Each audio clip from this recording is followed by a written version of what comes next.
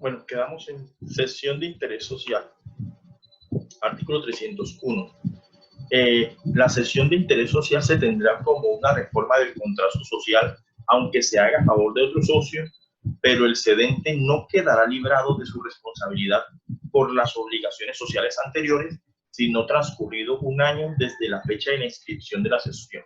Entonces, un socio puede solicitar autorización para ceder su parte de interés social, ¿sí?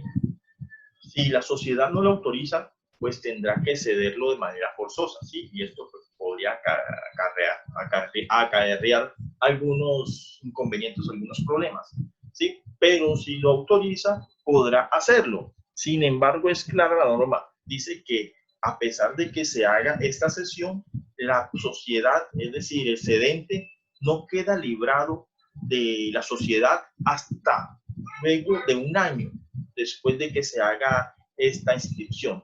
Es decir, durante ese año, la persona que cede queda con responsabilidad todavía, con responsabilidades y obligaciones con la sociedad. Bueno, continuemos con el artículo. ¿Qué pasó ahora? Vamos a arreglar aquí algo. Vamos a ver.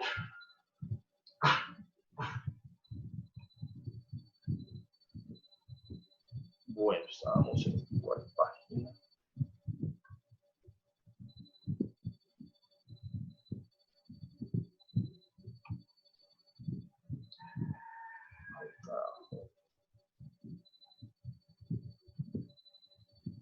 El artículo ya.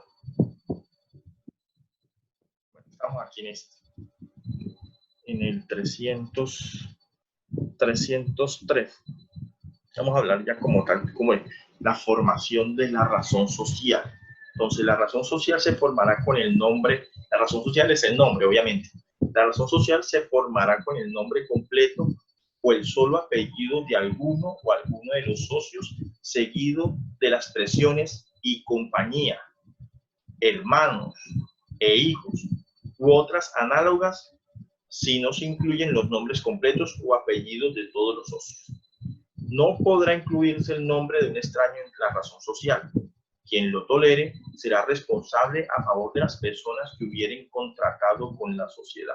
Entonces, usualmente las sociedades colectivas tienen el nombre del socio fundador, ¿sí? O del socio más importante, o el apellido acompañado por la expresión, o el apellido de este acompañado por la expresión y compañía. ¿Mm? Es decir, si son hermanos, pues no va a decir y compañía, sino va a decir, por decir, Navarro y hermanos. De hecho, por ahí hay una sociedad colectiva muy conocida de repuestos de carros que se llama Peláez Hermanos, lleva más de 40 años en Colombia, muy reconocida. Entonces es una sociedad colectiva, Peláez Hermanos. O si son de pronto Peláez e hijos, ¿sí? Entonces esos ya son los nombres que debe, o la razón social que deben tener este tipo de sociedades. Bueno, continuemos con la administración y la representación legal.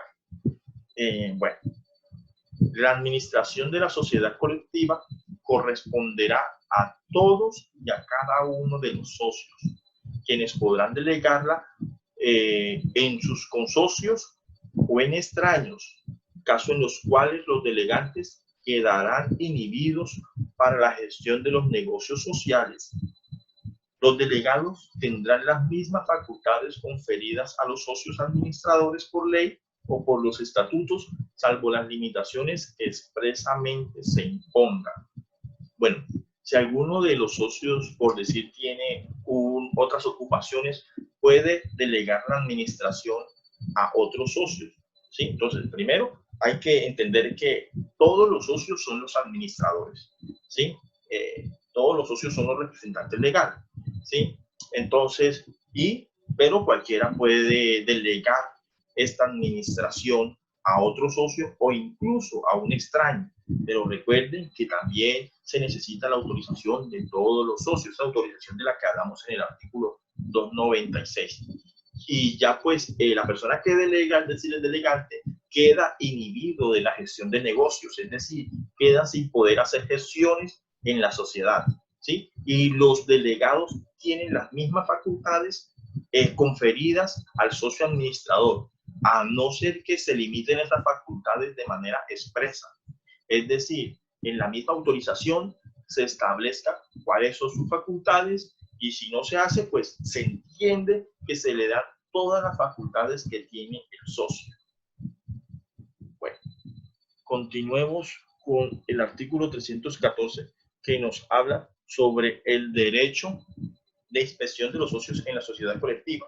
Entonces, aquí nos dice, a un delegado de la administración, los socios tendrán derecho a inspeccionar por sí mismo o por medio de representantes los libros y papeles de la sociedad en cualquier tiempo. Entonces, esto complementa el anterior artículo. Es decir, que el hecho de haber delegado la administración a otro socio o a un extraño no quiere decir que el socio delegante no pueda inspeccionar ya sea el mismo o a través de un representante legal los libros o los papeles de la sociedad. Entonces él lo puede hacer porque de todos modos todavía es el socio, es socio. Entonces tiene ese derecho.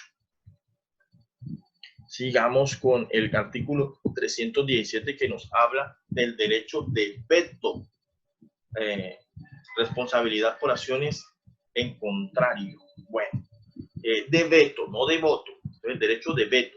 Nos dice, los socios podrán oponerse a cualquier operación propuesta, salvo que se refiera a la mera conservación de los bienes sociales. La oposición suspenderá el negocio mientras se decide por mayoría de votos. Si esta no se obtiene, se desistirá del acto proyectado. Entonces, bueno, vamos a explicar ese pedacito que es muy importante. Nos dice que para realizar algún tipo de negocio o alguna operación que vaya a hacer la sociedad, cualquier socio se puede oponer. Eso es el derecho de voto, es decir, oposición.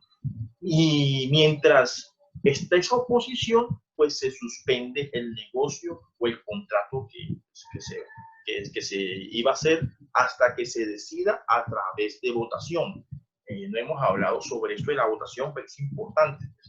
Respecto a esto de las votaciones, en este tipo de sociedades que son de personas y no de capitales, cada socio tiene derecho a un voto, independientemente del aporte dado o de la parte de las partes de interés dada. Entonces solamente tiene derecho a un voto. Bueno, sigamos aquí entonces. Perdón. Cuando fuere vetado, ¿qué nos dice aquí? Cuando fuere vetado un negocio en la forma indicada en el inciso precedente y a pesar de ello se llevaría a cabo, la sociedad comprometerá su responsabilidad. Pero si de la operación se derivare algún perjuicio, será indemnizada por quien la ejecutó contrariando la oposición. Es decir, que a pesar de que hubo una oposición y votaron y la mayoría votó por no realizar una operación y pese a eso se hizo la operación y de tal operación derivó un perjuicio, tendrá que indemnizar a la sociedad el socio que ejecutó la operación contrariando la oposición, ¿sí? Pues hay que recordar que cada socio es administrador y puede hacer negocios, pero en este caso como hubo un veto al negocio como tal, sí, es decir, una oposición, quien responde ilimitadamente es el socio que era el responsable de la operación y que, digamos, fue el que llevó la contraria en el negocio.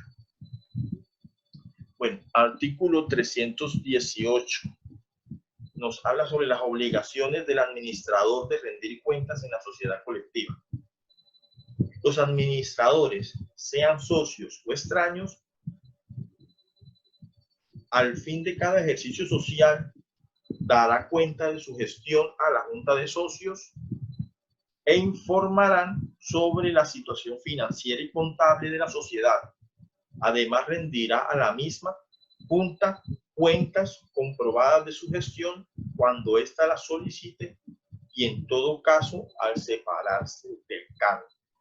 Entonces, el administrador debe a final de año presentar un informe a los socios, o en el momento en que él quiera ya retirarse, también debe presentar un informe. Y esto ya es algo que es de carácter obligatorio, no es que si lo quiera hacer o no, no es opcional, es de carácter obligatorio. Bueno, continuemos con el